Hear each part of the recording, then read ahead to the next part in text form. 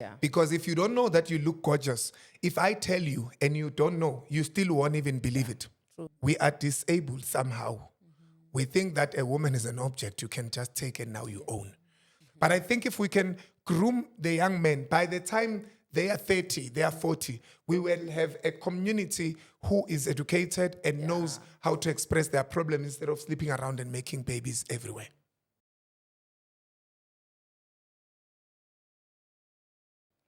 Welcome to the Safe Space Chats podcast with Madam Speaker. My name is Perseverance Maremeni, also known as Madam Speaker, also known as the CEO of Self-Love. If you're joining for the first time, welcome to the family of healing, self-love, and motivation. And if you're returning, thank you so much for the continuous love and support that you are showing us. We are recording live at 7 Cedric Road in Isandovale. That is Send Studios, our home. A big shout out to them because all these conversations, guys, sometimes they can be heavy. Sometimes they can be joyful and everything in between, but we thank God we are able to record in a home that is so comfortable for all of us. And a big shout out to them. I wish they were there in front of the camera, but they're not, but it's fine. Anyway, without any further ado, we're going to go straight into our episode for today. I have a handsome guest. I'm used to saying beautiful. I was like, I'm used to saying we have a beautiful guest. So you usually have ladies. Yes. Okay. Majority of our guests are ladies. Yeah. But today we have a handsome guest. Thank you.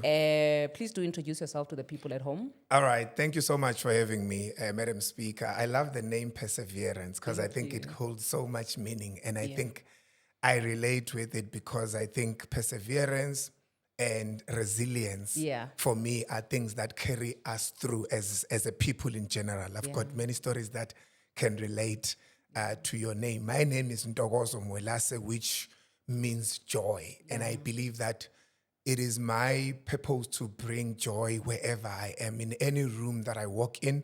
My idea is to whatever, from a very young age, I've always wanted to. I even told my classmates and schoolmates in high school that when I walk into the classroom, I want people to not sulk and not think, what is it that he's going to say that is not going to build me today or that's going to break me down, but rather, what is it that will bring joy into my life? So my name is Ntokozo Mwelase.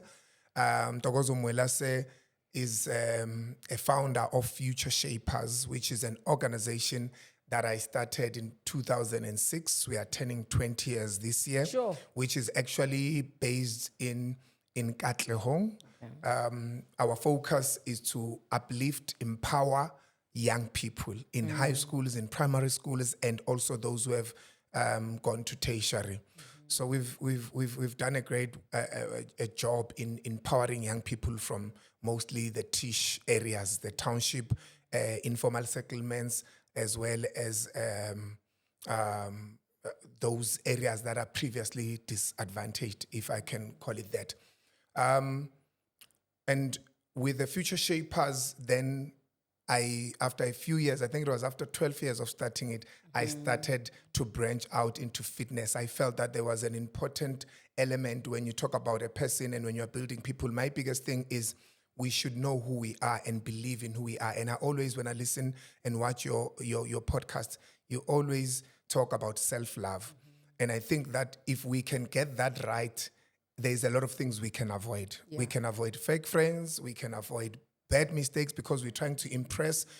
We can avoid trying to be like the neighbors and we don't even know how they make it. But because they bought a new car, we feel that we need to change ours. Because they build a new stop nonsense or a wall, we want to do that. But if we realize who we are and start accepting and loving who we are, trust me, we can go a long way. So I relate with that. And that is one of the first things I teach my young people that go to the Future Shapers, that love yourself so that you don't find yourself wanting to be like somebody. I can learn from you, Perseverance. I can see how you do things and I can learn, but I can then take those and do it my own way. I don't have to be like you. So that is the background of the Future Shapers. And after a few years, I branched out into the fitness space because I felt that after doing so well in stimulating the minds of young people and actually old people in corporate companies, I felt that, if your mind is not active, they say keep fit to keep, a doctor away.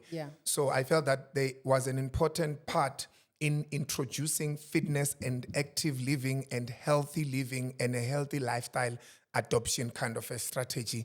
to my youth and also to all the other spheres that I operate in now. So I started a gym. I'm a qualified fitness instructor, group fitness instructor, and I run a local club. Again, it's in the Tish areas, the township, informal settlements, areas where we actually push that even though you cannot afford to go to the big commercial gyms, you can actually walk to a local gym and get your life together and have a program that is helping you to focus and remind you and hold you accountable. That's who I am. I'm a life coach. I'm a youth mentor. I am passionate about people. Anything from ugogo to umkhulu, kids are my favorites. Because we have an opportunity there. Yeah. We've got an opportunity to turn around instead of fixing. Yeah. It's easier to turn things around before you start fixing them, because when you start fixing them, you're already now dealing with people that are older, have adopted a certain habit. And it's the old saying that says that you can't, teach an old dog new tricks. So it becomes very difficult, but it is still worth a shot to actually say to men, older men, to say we can change the way we look at life and the way we look at ourselves and the role we need to play in our society. So that is the aim of, having the fitness gym that is operating. And that is the aim for me, to be a life coach and generally, help people that need some guidance, that need someone to actually hold them accountable for the dreams and aspirations that they have. Yeah. As I indicated earlier on, I think before we started, I'm Of South the African. You see, now chatting before we even start. We finished all the content. Yeah, and I'm realizing that we have had this conversation, but Yes. it is important for me to indicate that I represent a whole group of men in South Africa who stand against, men who don't know their role in society. And also not just blaming them, but we are men who are saying, how can we help our fellow brothers to come back, reclaim their place in the society? We are not seeing our men in churches. We are not seeing our men in school meetings. We're not seeing our men even, at the gyms. We're seeing mostly ladies, which simply means that there's going to be a problem sooner or later at home. Because if women are empowered, they are assisted, they know who they are, they are confident. If you then put a man who is not capacitated to deal with that kind of a woman, that is one of the things that end up making men fail to reason and have logic and start using fists to talk. Yeah. And we know that you can't solve anything with that. So South African Men of the Year, I'm an award recipient for South African Men of the Year for youth development as well as for leadership.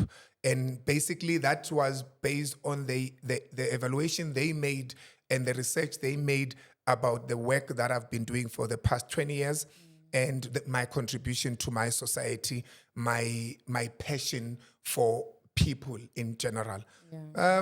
I am therefore a founder of, because of the gym I run, which is a township and a local club, I have an event that I host, which is called Eguruleni Aerobics Festival.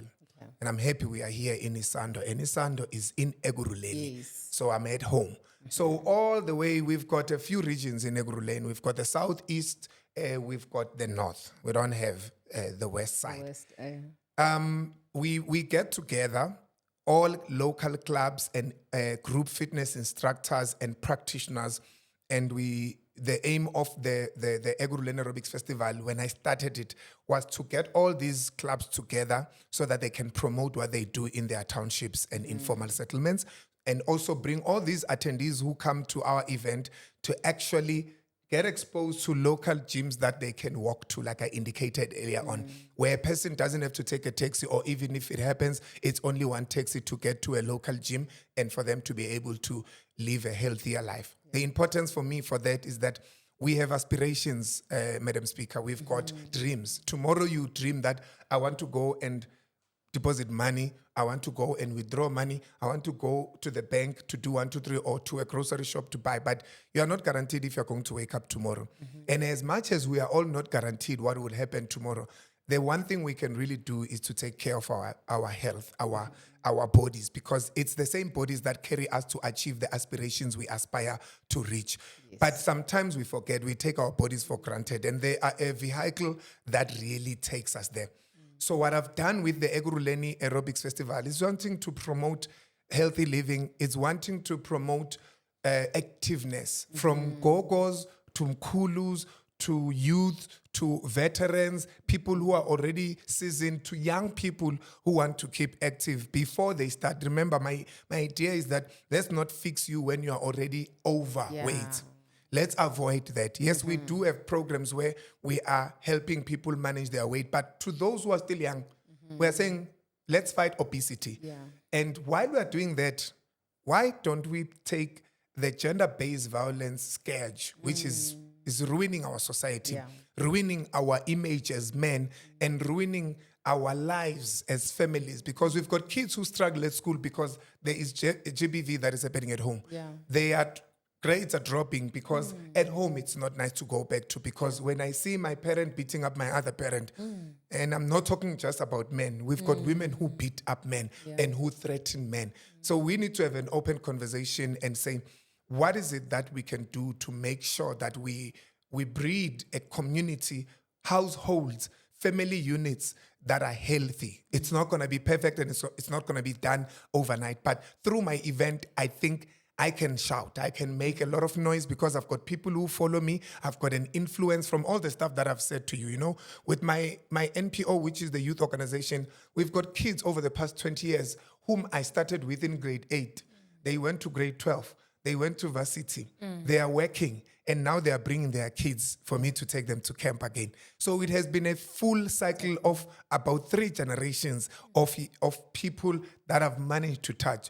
So with all that influence and that background, and me influencing other men through my awards for South African Men of the Year, I think that I can use my voice to actually say that I, for one, stand against gender-based violence and femicide. Yeah. I stand against men who do not want to reason but to fight. Instead of walking away, and we make a lot of excuses, but we need to have a mirror and reflect. Yeah. And it's not only us, but both men and women need to do this exercise, but mostly because we as men become the perpetrators of this kind of a crime. I think it's my responsibility to actually do something about it and shout. People love being active. People love the gym. So while they're doing what they love, we need to remind them, because it's not only that they're coming here to gym. Omunye umuntu is coming to my event because bamshayile ekseni. Omunye umuntu is doing aerobics and kata box because those are some of the exercises we teach them, because they are trying to learn self-defense. Because there is somebody who is making them pray. Yeah. So we might be in a room of people and think that we are talking to people that are not in this room. Yeah. Only to find out that I woke up this morning and I was abused by a woman. Yeah. Or if I'm a woman, I woke up this morning and you could have been abused and being targeted just simply because you are a woman. So anything that is gender-based, perpetrated, we are fighting against. Yeah. Let us develop a community where both of us as men and women, we become civil and we, not perfect, civil. If it's not working, walk away, work on yourself, heal yourself for the next journey ahead of you. So I can say so much about who I am and what my passions are, but so far, that is really who Ntokozo Mwelase is. Sure, that's a lot. Yeah. You're doing a lot, and I really thank God for the work that you're doing. Thank you. I just want to ask, Ore, what actually sparked this interest? For example, when we're talking about you wanting to make a difference in people taking care of themselves and also just their well-being and discouraging these things like your gender-based violence and all that stuff, where did it all start? It's a very brilliant question, but it's difficult to answer. Okay. It makes me emotional. And I'm telling you why, because it reflects on me. Yeah. If you don't know who you are, you are going to struggle to make friends, to be a great family member, to be a great community member, because we are trying to figure out how we can have you be part of whatever group of people you are in. For me, the idea of losing who you are really makes me feel that people are wasting their lives. We might think that I would rather have a person who drinks every weekend and knows who they are. And they know that I'm a drinker. They know that I love that. And I don't like going to church if that's their choice. That person is better than a person who walks into a relationship, a friendship, or be a family member that just messes this whole union because of the fact that you are not content about who you are, you've not accepted who you are, and the worst case scenario, you don't even know who you are. Those people become a barrier in any growth. Whether you want to grow a company, if you hire a kind of a person that doesn't know who they are, you have to try to make them feel good. That's not your job. That's not part of the job description. We are not coming to the workplace to make you feel good about yourself. We want to get things done and achieve goals that are set for us. Our key performing areas need to be ticked off by us doing what we need to do. If we need to pack 4 boxes per day, we need to pack those boxes. But before I pack those boxes, I need to brush your ego. I need to tell you that you look good today. I don't have to do that. If I do that, it must be secondary to what you already have seen. Yeah. Because if you don't know that you look gorgeous, if I tell you and you don't know, you still won't even believe it. True. That's why you find people who are in relationships and they're being shown love. But because they don't have it, they don't even see it. Your partner, other people envy to have that person. You don't even realize it because you don't realize who you are, that you are a star, you are beautiful, and you can make yourself even greater by empowering yourself. Yeah. You can't empower yourself if you don't know that you are lacking. Yeah. You can't correct what you think is right. And worst case scenario, even if you don't know that you are right or wrong, that makes it even worse. So my passion really was about me. I was in grade 8 when somebody walked into my classroom and said, "We've got a life skills program. Anyone who wants to sign up, sign up." Because I didn't want to do all the other stuff that is negative. I said, I never had a passion at that time. I just said, I want to be part of that because I know it's going to take me out of all the other stuff. And not even that I was struggling to stay away from trouble. But I just felt that that is a good thing to do. Then I started that. And within 2 weeks, I think I was now a leader of young people. I knew from my first camp in grade 9 that I love young people because we were taken to a camp. We were conversing with other young people from other schools and other areas. I started seeing this world as big and not only me coming in from Katlehong and that is it. That opened my eyes. That opened and broadened my horizon. And that is why I always encourage my youth that don't stay in Katlehong. Travel to Jimistin. Don't stay in Jimistin. Travel to Sentin. Don't stay in Gauteng. Go see other provinces. Go to Limpopo. Go to Mpumalanga. Don't stay in South Africa. Go to your neighboring African.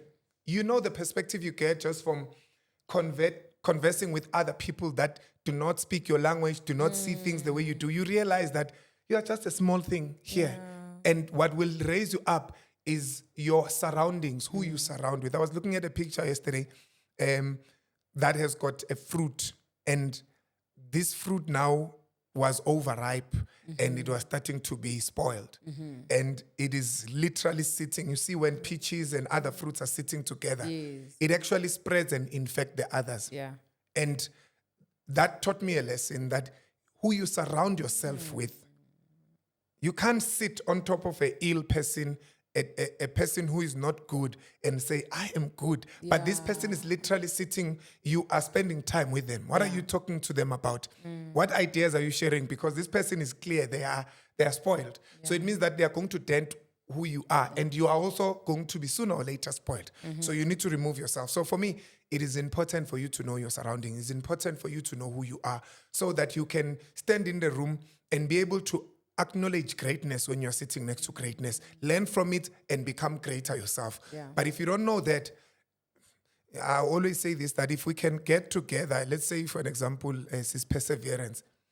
If you had 4 exes and we put them together here, you'll be shocked. People will run away. You know why? Because they will probably say the same illness about you. Even friends. Let's not even talk about partners. Let's talk about friends that you've had and lost. Let's just get them around the table and see what they have to say about you. Yeah. And if it's good, then let it be good. That will indicate that you are generally a good person. But we normally move on to the next relationship, the next friendship, without fixing our flaws. Why? Because no one is able to do a background check on your relationship and your behavior. Only you can do that. Yeah. It is up to you to say that I messed up in my previous relationship and I want to change my life so that I become better for the person that I'm going to meet, whether it's a friend, whether it's a colleague, or whoever it is. So for me, it becomes very important, the idea of knowing who you are. And the fruits of knowing who you are, Madam Speaker, is that when you go into any room, you are proud. You don't become shy about things that people might think are insufficient or short, but actually your scars make you beautiful. Yeah. Your scars teach you. You know, I was listening to something again yesterday, and they say we don't become great because of anything except learning from our mistakes. Not just making them. But learning don't make from mistakes and think that they are going to grow you. Yeah. If you make mistakes and you don't learn from them, you are still going to be the same Ntokozo you were a few years ago. You're not going to grow up. You're going to be a boy. Yeah. You're going to be a 40-year-old boy. We've got 50-year-old women who are little girls who want to be, spoiled without, putting effort. Yeah. We've got men who want to be served, who want to be celebrated without earning it, without putting any effort. And this is not your mom's house. This is the world. Yeah. We don't care about you, especially if you don't care about yourself. You will see that people don't care about you. They want to get what they can get from you and leave. Yeah. So if you don't care about yourself, you will allow that to happen. But if you know who you are and you are proud of who you are, Mandela quoted this thing. He said, your presence will automatically give other people a permission to do the same. Have you seen how when a person is proud and knows who they are and they are confident, everyone likes that person? You're like, I like that guy. You don't even know what they're doing. Yeah. You don't know who they are. But because you see their aroma, you see their charisma, you see how they walk, you can't not draw inspiration from that. I can go on and on talking about what brilliance it gives just knowing and accepting, not just knowing, because you can know you are big, and then you're like, I know I'm big. I don't like it.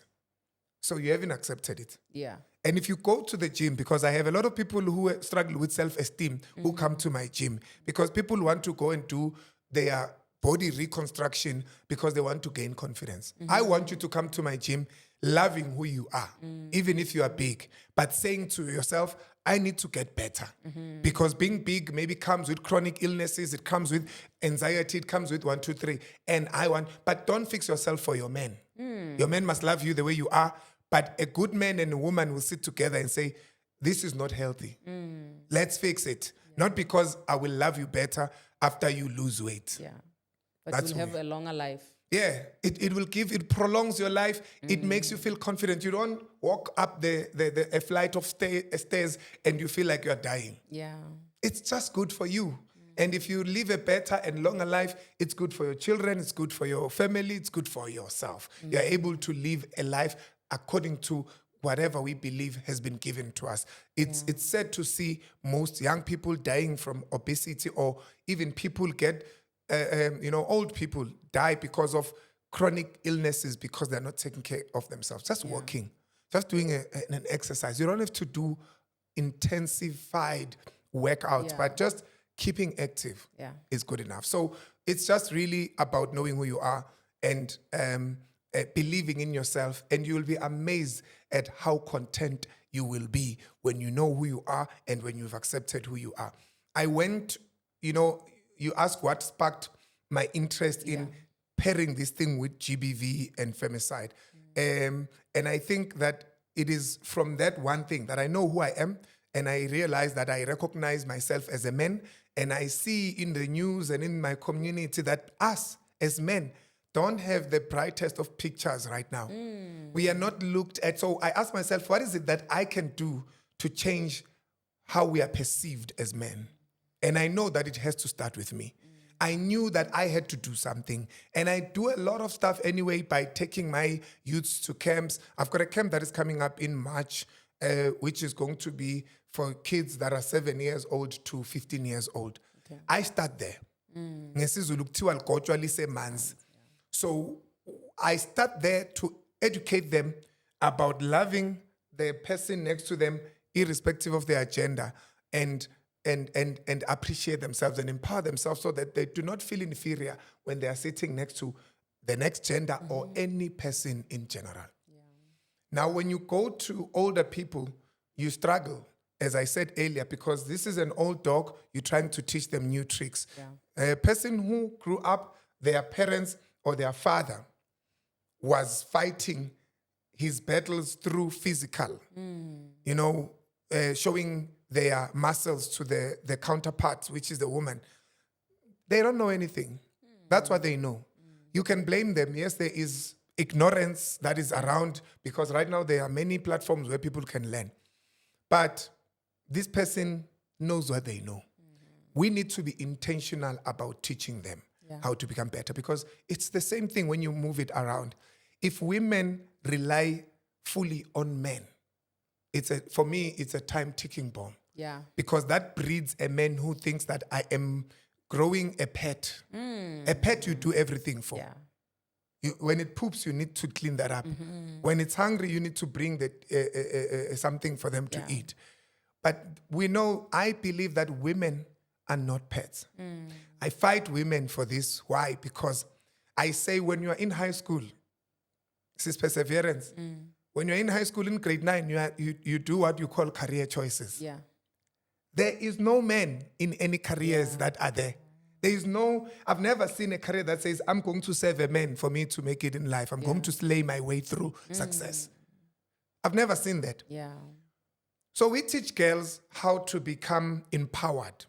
We teach them about science. We teach them about robotics. We teach them about all these things. They get to grade 10. They start the FET phase in the Department of Education. They start learning the streams they chose in grade 9. Yeah.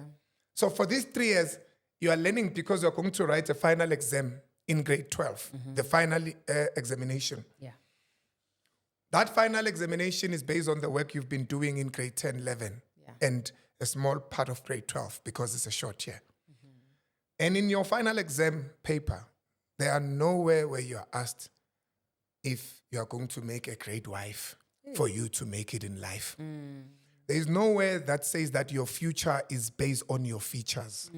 That because you've got a nice figure, you've got nice hips and a beautiful face, you're going to make it in life because you're going to use that to make it. There isn't.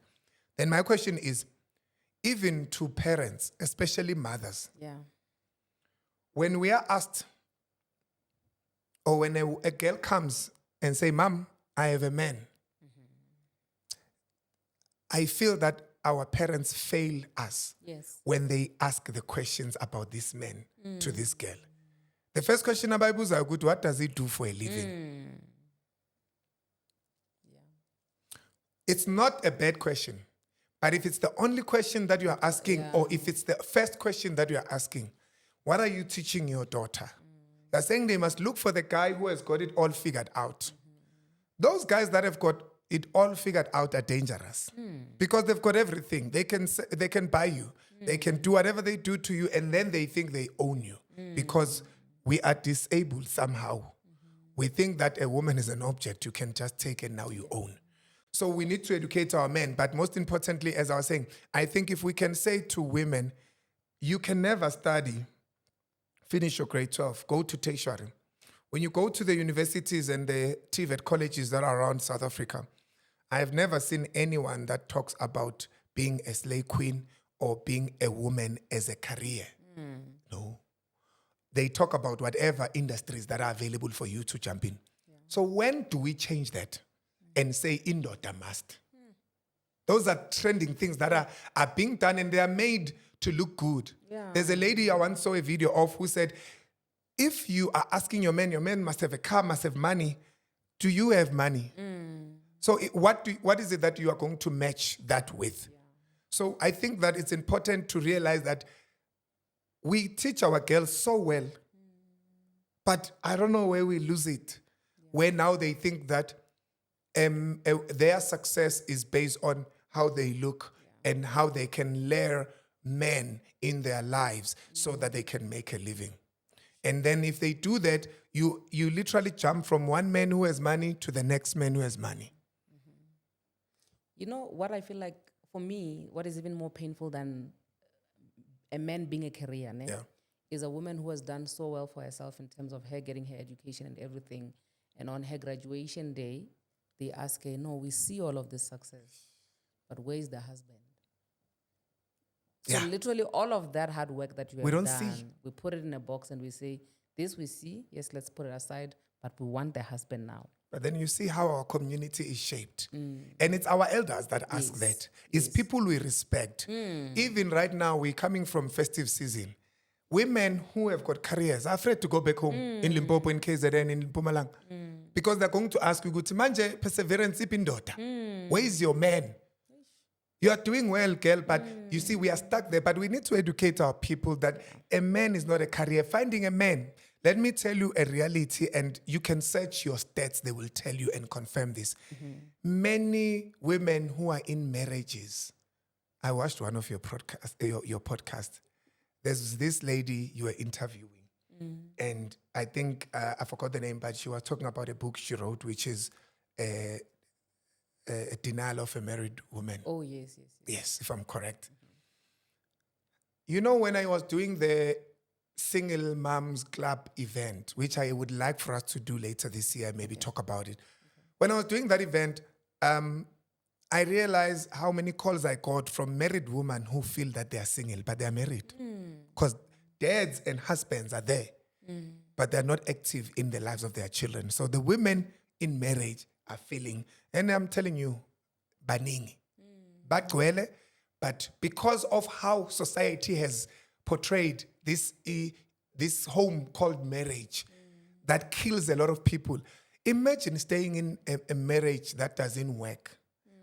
And you are saying, we're celebrating 40 years together. But inside you know that you've just wasted your 40 years because there's nothing that is happening there. When you go back home, you know exactly what's going to happen. You know that you're on your own. You know that you don't have any support.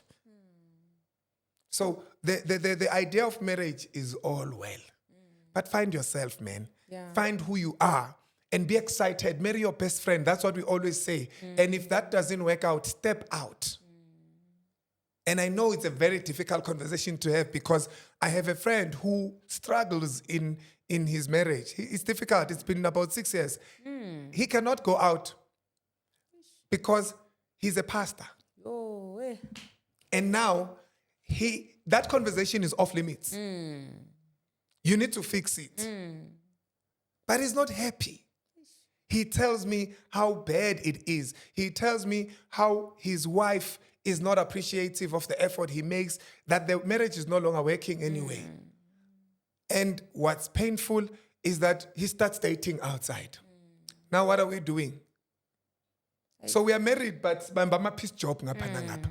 So what is then a union of marriage if people have got a lot of piece jobs outside of their marriage just to make sure that the marriage goes on? Because they even say you keep a marriage by having a few projects outside to keep a happy home. I always used to make a joke that during COVID, for you to check whether a marriage is alive or dead, if one person has got COVID or they tested positive of COVID, how is it possible that the husband tested positive, the wife tested negative, they sleep on the same bed?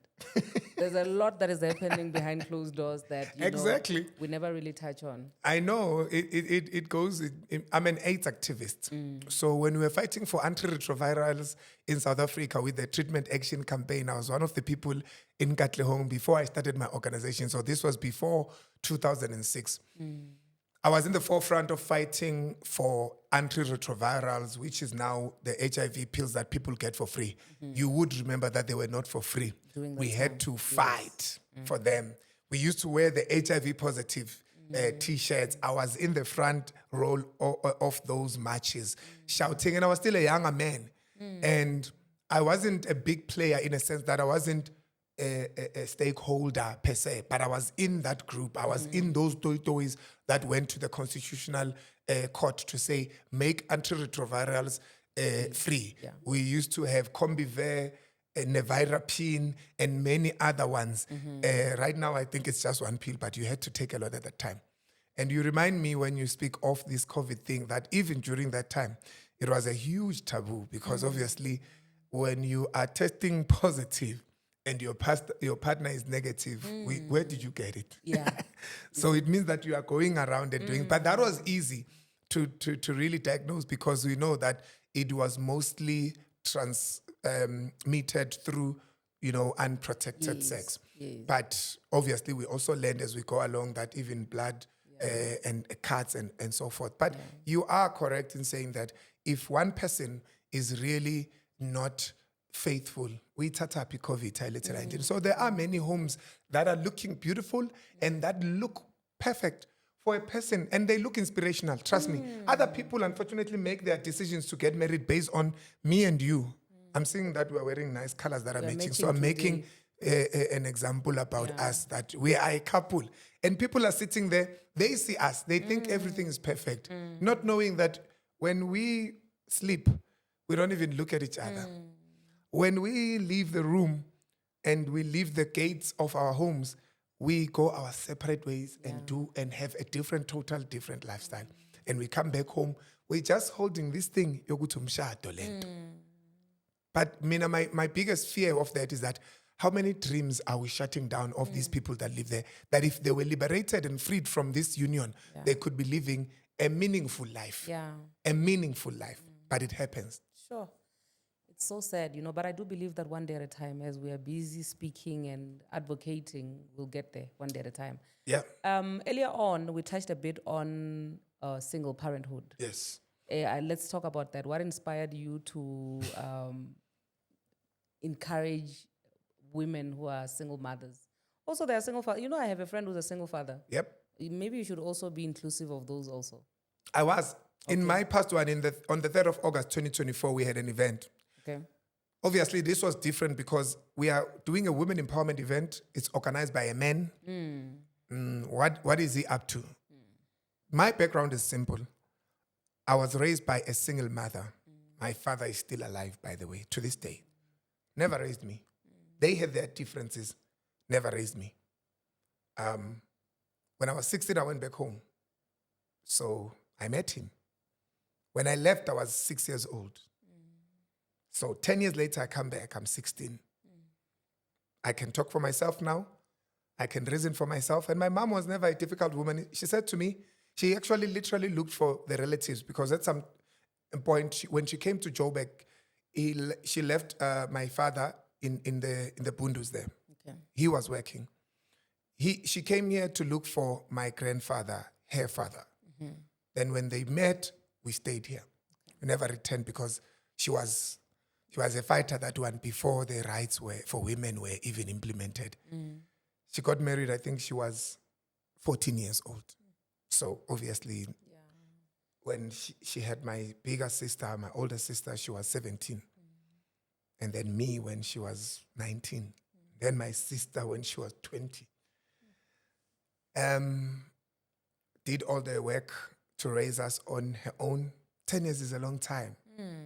Kufuneka, school fees, all these things. And then finally, yes, a relative was around. Then she said to us, would you like to go and see your father? And we said, yes. And he said, I will not stop you. Go see your father. Here's your aunt. This is the bus. You're going to go to KZN for 2 weeks in December when schools are closed. Go and see your father. She liberated us to make our own choices. Travel home, met my dad. The guy still really never stepped up. But I was passionate about it. I didn't want anything from him. All I wanted is to say, you are my dad, and I don't have any other dad. Yeah. I know there are many other boys that seek a father figure. That noma ungashat indoda right. Not saying that stepdads are. Yeah. You can have a best stepdad, but that stepdad is not your dad. Yeah. And it means something to, even if Ubabako is dawa, even if your father is a drunkard, is in a tavern somewhere. Do you know that kids don't care? Yeah, no, they don't. Even I, as an adult, I would never mind. I'll find my drunk father there, and I would say, hey, how's it, buddy? Because you are my blood. You are my DNA. And there's no one who can replace you. There are guys who can do a much better job than you, but you will always be you. Yeah. So we went back home, we forged this relationship. It was all good, but still we had to struggle because the guy was now married to another woman, which was fine. They had children of their own. And in my view, those were his priorities, not us. Yeah. I was the only one from my 3 siblings who kept going back home. Like literally and religiously. When I got a job, I worked for 8 years for a corporate company. I was able to travel the country. I went home every quarter, not in December, because my job involved traveling. So some of my traveling will take me to Durban, and I will drive home, which is 3 hours away from Durban. I will book a nice place, a few kilometers from home, and I will take my half-sisters, which I don't call them half-sisters, but for this conversation, so that you understand, I would take them and bring them here. They are not used to this environment. I remember we went to Polokwane, and I took one of my youngest sister, exposed her, because I know where she comes from. I wanted to eat with a fork and knife. I wanted to explore the swimming pool and sleep where her brother sleeps, so that it inspires her to be something. Today, she is one of the best teachers in the country, but she's no longer here. She's in China. And that is the inspiration that I wanted, because I wasn't mad and I wasn't angry. Yeah. But being raised by my mom and seeing what happens between her and my dad inspired me to say, how many other women are just forgotten because they gave birth and that is it, and they separated? And we have for us men to move on is easy. We move on quite easily. I know there are other difficult cases. I'm not saying everyone, but it's usually easy for men to move on, because when we move on, we don't have stretch marks. We don't have any medical record that says you gave birth. But women stay with the marks, the scars. They stay with the kids most of the time. Who takes care of them? I even look at our churches. They don't usually have a place, because the church usually says, we have everyone here. But when you look at have a close look, there are programs for married couples. There are programs for helping married couples to stay married. There are programs for married couples who lost their partners or husbands or wives. There are widowers forums that are there. Nothing most of the time for a single woman. So single women or women in churches are sometimes even looked at as threats. Guys, single women are hot. I know. When I say they have less problems, people say I'm beat. No, you're not. No, they are hot, those ladies, and they've got it. But here, there is a setback that they live with that they need to liberate themselves from. Yeah. And they need to celebrate who they are, because most men who are thriving and leading in most industries in the country are raised by single women. Trust me. Yeah. Ask them. They are raised by single women, and we don't go back and say, Mama, siyabonga. I wanted to do that event, and I did that event to say thank you to. I'm not promoting that there's a thin line. I want to say this live so that we don't, influence the wrong people out there. There is a difference between a woman who says, I don't need a man, I can do it on my own with that attitude. I'm not talking to you. Who I'm talking to is a woman who, for whatever reasons, I don't even want to make examples of reasons because they just narrow our thinking. But any woman who happens to now be left with a child after a failed relationship, it could have been rape, it could have been a divorce case, it could be anything really. But who says, I am here for my children and I'm raising boys that I don't want to do the same thing their fathers did to me. And I'm also raising girls that I don't want to say, girl, my child, girl, or girl, child, do not marry. I don't rub off your experiences on the children. I'm talking to women who say, we want to live a healthy life. We want our kids to be exposed to everything and let them decide for themselves. Let us not push our struggles, our failures into to the throats of our kids. So when I started a Single Moms Club, I was saying all single women and men who are single parents, not only people who are single. I keep saying single women as if I'm talking to people who don't have kids. But we're saying women who are single-handedly raising their kids. Yeah. Come together, and men who are single-handedly raising their kids. But I also extended the invite to even single men, or not single men, but men who are products of being raised by a single woman. For me, that is another story where we had a guest, a guy who spoke about being raised by his mother, and his mother, similar position as me, was doing it on her own. So we are saying, if you are a single parent, whether you are a man or a woman, but most importantly, because the majority is women, we would like to speak to you. We would like to empower you, celebrate you, and say we recognize you, and we want you to be pampered. Go for trips. You are still a member of society. Don't close yourself in a dark room and say, I've messed up. Maybe you have if you did, but you can still live a meaningful life going forward. Yeah. Just this morning, before we came here, I was visiting a house of safety and a foster home. Oh, yes. I was with this other friend of mine. He's a single father. And the one thing that we're talking about in our conversations, because for me, this is still even heavy on me right now. Because... Can I have some water? Of course. Thank you. What was heavy on me was the fact that one of the children that we found there, like the foster mother would just tell us stories about each and every child, how they happened to be there. But the one that touched me, I was crying the whole way, was the one child that she says that was dumped by her gate when the child was 3 days old. Sure. 6 weeks later, they went to court, and the mother said it there and there that, I don't want this child. This is not my child, it's your child. Sure. So eventually the foster mother had to even adopt the child. Now the child is hers. Okay. But she's got other children that she's fostering, right?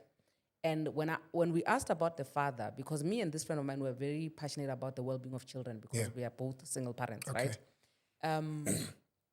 The foster mother said that the father has got 17 children. Okay. Sure. So with the 17 children that he has, when you start popping babies like they're nothing, it's like you're not special. You're not any more special than the other ones that I have. So it doesn't really matter. Doesn't matter. Doesn't bother me. And now it goes back to a conversation that I once had where a guy who was raised by a single mother. Now this is the danger of it now. A guy who was raised by a single mother was going around making babies and leaving them because there's a level of, I don't know whether I should say healing, or it goes back to what you were talking about earlier on, knowing yourself, understanding yourself, accepting your situation, where because, say maybe for example, when you went to your father and your father didn't really accept you the way you expected to be accepted, and then you now start going around. You're angry. Yeah, you go around making babies and you leave them like that because if your mother could raise you like that, they will also then they see will also through. see it through. Yeah. How do you inspire someone, or even yourself maybe, to, from that situation, decide to be a better person compared to what you saw from, at least you expected something better from your father, but that didn't happen. Yeah. How do you become the opposite of that? True story. I don't have 17 kids, but some of my father's mistakes are living in my DNA. I have got kids, and I have kids with different mothers, not 17. But also, even if they are not 17, it is not my intention. It happened because I think you are not aware. You are unconscious that you are actually doing the mistakes your father did. I never intended to have kids with I'm not married. I've never been married, but I've got kids with different mothers. Now, what that means is that somehow, maybe we need like professional health to diagnose this thing. But somehow, I can accept with my layman's understanding of things that I probably did this thing and I didn't realize that I am actually living a life when I look back. I think my father has got 13 kids that we know of. Yeah. With different mothers, with 3 with mine. He's got, is it 3? 3, I've got 3 sisters. Yes, I've got 3 sisters. I remember now. Yes, So I've got and 3 everybody sisters, half sisters with a family that he's married into. And then he's got kids everywhere else. I really don't know the exact number. But there is something, if we don't really look back, I had to take a stand. You need to make a decisive choice that I want to be better. I'm not perfect. I believe that my learning from my mistakes makes me the right life coach, makes me the right motivational speaker, because I am not teaching people about something I don't know. Yeah. I always make this example that I can't go into the room of filled with pregnant women and tell them about labor. I don't know, I've never gone through that. Yeah. And yes, we can. I can study a book and I can inform people.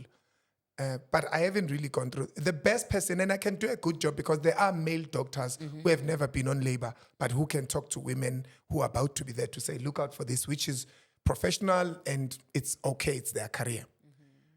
But the best person suited to do that is a woman who had given kids. The same thing that we should also be careful as women who have never had children to advise about raising kids. But at the same time, there is a thing you can learn from a person who's never raised a child. Even if they don't have a child of their own, they can teach you. But it's just those thin lines. I used to say when I was big on the HIV and AIDS activism, that the best person to teach another HIV positive people how to handle the medication, because the medication at that time had a lot of side effects. The best person to do that is a person living with HIV and AIDS. Those people, they know the morning sicknesses, they know the evening sicknesses, they know the struggles and all these side effects and how they affect them. A drug abuser who has changed his life is best suitable to go and talk to kids. A person who has went to prison for years for what they've done, a crime, is best suited to talk about that. I can stand in front of people and say, hey guys, don't go there. Don't commit crime because you'll go there. But it's nice for me to say it because I've never. A person who stayed in Sentin can never walk in Katlehong. A person who's never stayed there. I'm not talking about a person who stayed in Katlehong, upgraded their lives, and now they're staying in Sentin. It's different. You can come back and give back and say, guys, I can teach you the road from Katlehong to living in Sentin. That's what we want. Because unfortunately in the previous years, we were taught that Sentin is for a certain caliber of people, and we were pushed away, far away from civilization. But right now we need to turn that around. And how we do it is those agents, those guys who have done it need to come back to the communities, not driving expensive cars and flashing money and showing off that they can do it and making us drink expensive alcohol, and then they leave, you go back to your mattress and back room. You are 40 years old, but usahlala kini. Whatever grant they're getting, they need to also feed you at the age of 40, 35. It doesn't make sense. So my thing is that when you look at that, you realize that, okay, what is it? What role can we then play to make sure that we speak from experience, we speak from our past? And that is why I am never shy. I had to learn to not be shy about talking about my kids and them being from different mothers, because it's part of my journey. I think it informs my speech. It informs my tone. It informs my emphasis. It speaks to my heart, because I don't want these boys to make the mistakes I made. So for us to correct men who come from broken families and then they start repeating that, I think we need a lot of work. We need the talks I have with men. We need more dealing with them, like I said, Lise Manzi, talking to boys. Because some of the boys who are 7, 8 years that I'm taking to camp already are living with their mothers only. Now they've got a potential to go do what you have just explained to me, where they go and impregnate any girl, every girl that gives them a chance, so that they feel good about themselves. It's like a drug, this thing. If you don't wake up to it and make a stand to say it's stopping, you will just go on and on planting babies everywhere. And you will not see anything wrong, because one, it's happening in your family, and in our communities, it's really rife. It's happening. So I think that men forums are there for that. We need to get our men to open up. We need to get our men to talk. Because those people that do that, they don't have anyone to talk. To talk to. They usually, men, we've got this thing. Yes, it can be pride. It can be ego. But we also have fear. Why would we have fear? We are told that a man is supposed to be tall, dark, and handsome. A man is not supposed to feel pain. A man is not supposed to express weakness. I went to a camp in KZN. I was invited by the premier at that time of KZN. They usually have this camp. They are big in KZN with developing boys. And I like that about KZN because they've seen that the olden way, because I am Zulu. Thina Zulus, we are told, Ndota, I call. But I think someone at the top, because if you don't do an institutionalized change from the top to the bottom, it's never going to change. Thina Spangani, we are playing it here, trying to be activists, trying to motivate. But until there is a law from the top, because you don't change things by playing here. You can only change this person, and this person is going to go to a room full of people who are not changed. These people are going to swallow this one person who is changed. I even tell people who come to my camp, I can give you motivation, I can give you a workshop, you will feel empowered. You go back to your community, everybody else still thinks backwardly. So what chance do you have succeeding, standing strong about that? That is why my camps are not just camps. They are a program. The part where we go to camp is just a part of the program, because you cannot fix our kids by taking them to a weekend away and then they come back there. It has to happen often, and there should be supporting programs that accompanies the camp that you had. So we need men to start opening up, and we need to urge them, because we have as a society stepped on men. And we have created, and I'm not making an excuse for men who are outright, perpetrating gender-based violence and femicide. But we have taught our boys that a man must not cry. What happens to those chemicals if you don't release stress by crying? What happens to those chemicals in your brain when you do not talk about the problems that you are facing as a man, because you will be seen as weak? When you go and cry, your own umfazi wako goes to the neighboring and saying that lo mfazi lo, I mean, lento yami umfazi, because we're weak. So immediately then men don't talk, they shut down.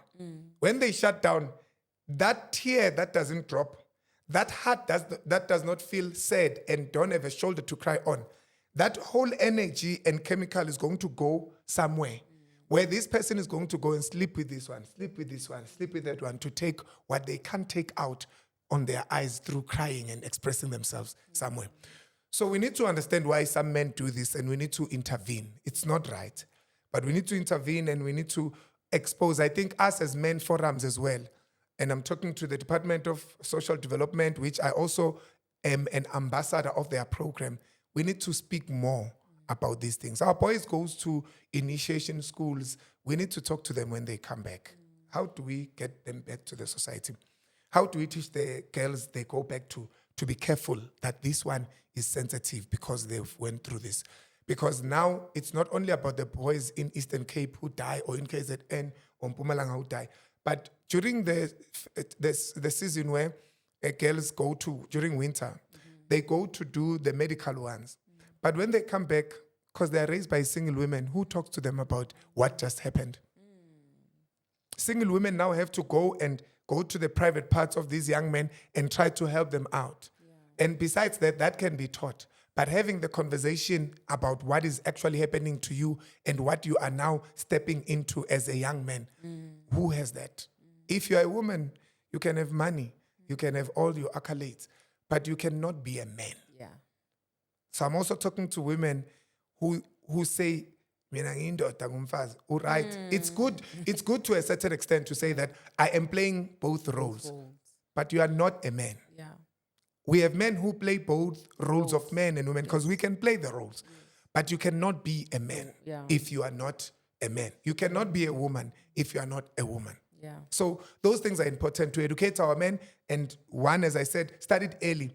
But secondly, when we have got these men, let's start educating our men. I know that after 50 years, we would have washed away all the old dogs.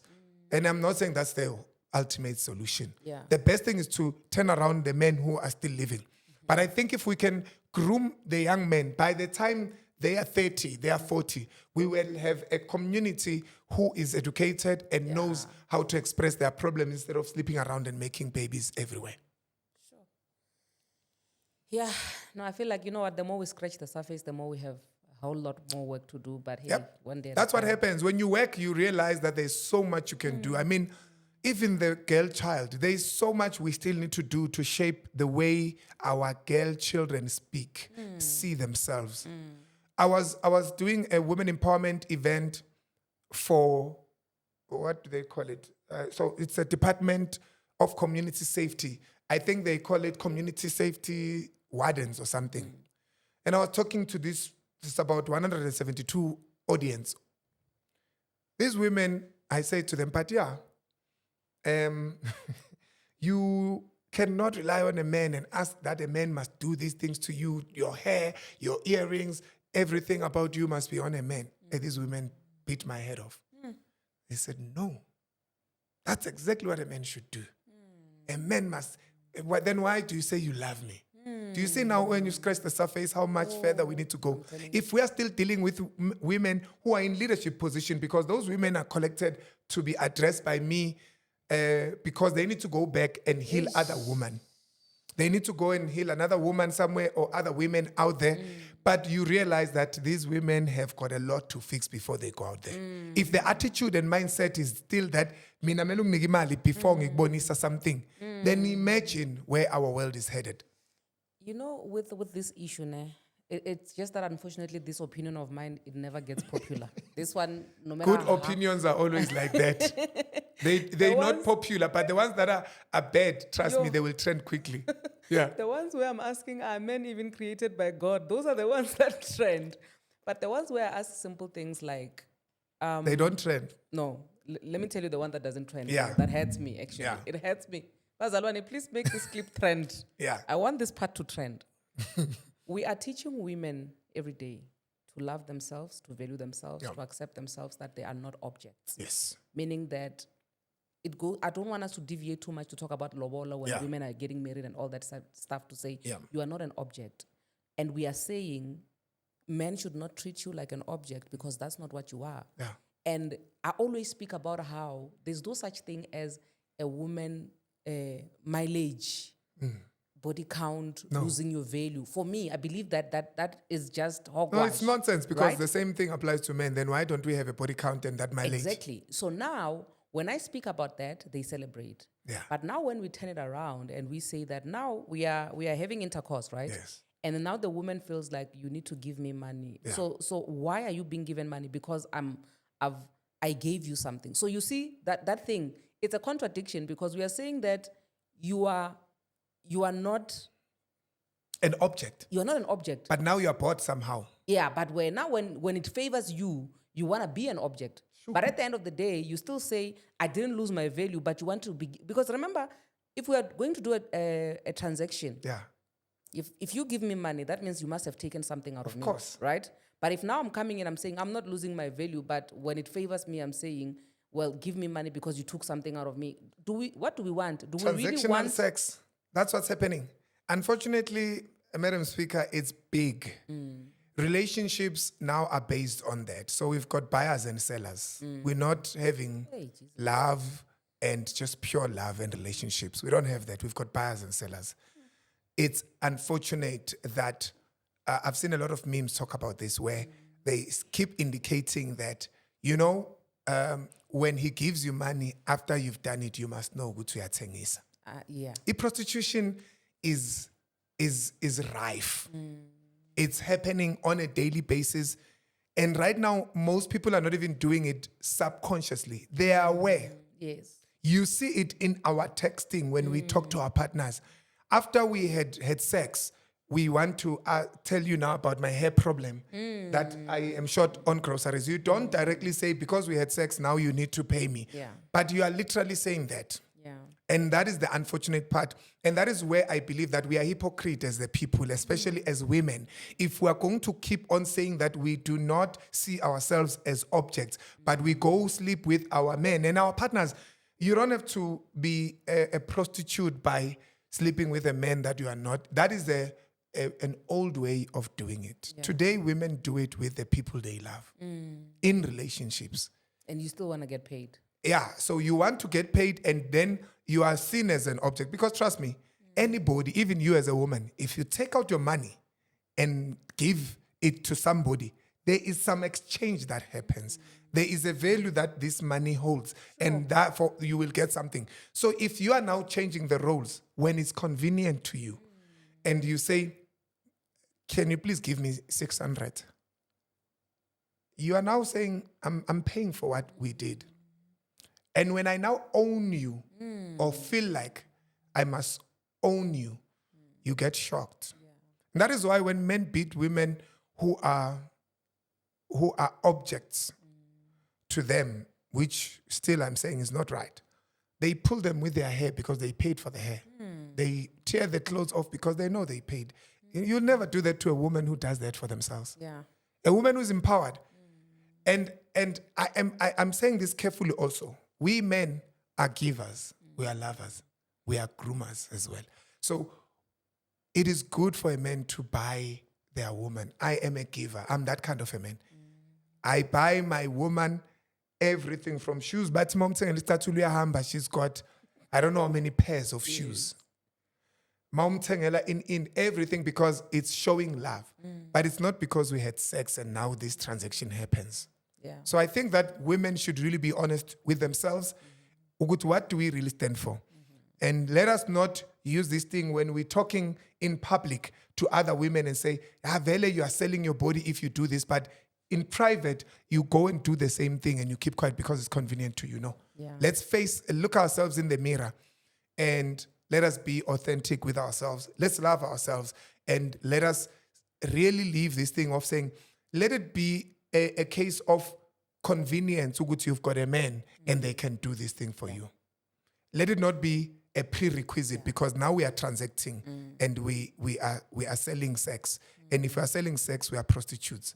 Madam Speaker, the way you are prostituting if you do that. You are selling sex if you are making a man pay. And you know, because we ask good where you are, I know you've got money and you're going to pay. Then there will be a transaction. Yeah, but also we need to talk to us as men too. Stop paying for sex. Because we also create this habit. When she's here, I'm going to pay her. Why are you giving her money? Because you're now planting that seed. I love women who say, why are you giving me money? When we had sex and then you give me money, what is the money for? You must ask that question. For some people, it's an insult, actually, to say. Exactly. Yeah. I mean, I feel bad. If I'm going to have sex with you and I'm giving you money, what do you take me for? So you must be authentic. You must be serious about certain things. But because people are starving, indlala, about hunger. Hey, Jesus. Indlala yenza umuntu achinja abe isilwane. Yeah. Women and men, because it's not only women. Men, young men go to older women who are working and they sleep with them for money. Yeah. It's sad. It saddens me because in my immediate circle, I know my brothers. I'm 40 years old. I know guys who go out and date women because they know they're going to be paid. Sure. It is embarrassing to me. So I can imagine if a woman is raised, it's what I was talking about. You are raised to go for your dreams and become something greater. Jiggy, now you are having sex to have money. Where did your value go? Where did you lose your value? When did you become a prostitute that is underground? So really, hunger, an empty stomach will make you lose your value quicker than lightning, if I can put it that way. So just love yourself. Know who you are. If you know who you are, you would rather have an empty fridge and a full heart and a confident a confidence in your head, and an image that you know that is not dented. And a clear conscience. Exactly. Some conscience that lives with you because you know that you are trading right. Yeah. You're not selling your body parts. Oh, I hear you, my brother. We could go on and on. Our timekeeper is already... Yeah. She's already saying, no, we are out of time. In closing, what would be your parting words? Because I really want you to also touch again on the issue of the event that's coming. No, thank you so much for having me, Madam Speaker. Really, I can talk the whole day about, I think you also have the same background where we become so passionate about things that are happening, that are wrong, that are not popularized, that are not trending. But things that are supposed to trend are not trending, and those that are not supposed to, they start trending. Yeah. People are being attacked for saying things that are really fun but not meaningful and that are not going to make an impact. But people who talk about things that empower others, they are not put out there. I really hope that what you spoke about earlier on really goes out, and we really, set an alarm that is going to ring in everyone's head, men or women, to say, love yourself and wake up from this thing of transacting to have a life. There are people that you might lose them and start over. I believe that somehow the universe is going to send you the people that are going to move with you. But if you're going to keep people because you are looking at the transaction and the value they bring monetarily, then you are going to serve people and be a slave of people for the rest of your life, because that is a full-time job. Yeah. After you leave a man like that, you need to find another one. Just like after losing a job, you need to find, because you need to pay your rent. Yeah. You need to pay for whatever expenses you have. So you will have to limp from one man to another for you to do that. So that's my departing message. I wish to extend an invite to parents who have got kids between the ages of 7 to 15, who want them to have a life coach who will shape their lives and help them to excel academically. We don't touch on subject specifics, but we set their minds. We are not teachers. But I come from a background of learning and development. We teach our kids at the camp how to manage their learning, how to plan their learning. So, because that's their responsibility. The responsibility of a teacher is to teach, but learners must internalize what the teacher has taught them so that when an opportunity to write an exam comes, they can excel. So that is important. Sign your kids up. Look for us. We are Future Shapers online. We are Ekurhuleni Aerobics Festival online for the event that is coming on my birthday, which is on the 15th of March. So it's a special event. We will be celebrating 20 years of the Future Shapers organization, which was started in 2006. So it's going to be a big event. We are going to be partnering with ACT Now, which is an organization that promotes fighting against gender-based violence and femicide. And it's spearheaded by men. So we are partnering with them because we want men all over South Africa to come to our event on the 15th of March, together with our fitness fanatics, to say we are standing against women abuse. We are not going to wait for 16 days of activism. We are going to not wait for the 9th of August. On a daily basis, we are saying women are equal to us. They are playing a role in our lives, sometimes a bigger role than we are, because sometimes we run off. So we are saying we are standing it through fitness. We are saying we are standing against GBV and femicide. So come through. We are going to be in Germiston City Hall in the CBD of Germiston. From 7:30, it's a registration. 8:30, we start working out. We are going to have a little walk for, standing against gender-based violence and femicide. We are going to hand over a memorandum of understanding to the Department of Social Development to say, this is what we stand for. We are going to have a peaceful demonstration. We are not going to be doing anything except to say we are standing against GBV and femicide. Buy your tickets. They are available online. Go to Ekurhuleni Aerobics Festival. You will see. If you want to see what I do as an individual, go to Ntokozo Mwelase, Google that. You will see really what my passions are and follow us. And if you need to interact, you can find me there. All right. Thank you so much, Wazalani. You heard it for yourself. We have to wrap it up now. We shall see you guys on the flip side. I love you. God bless you. Mwah.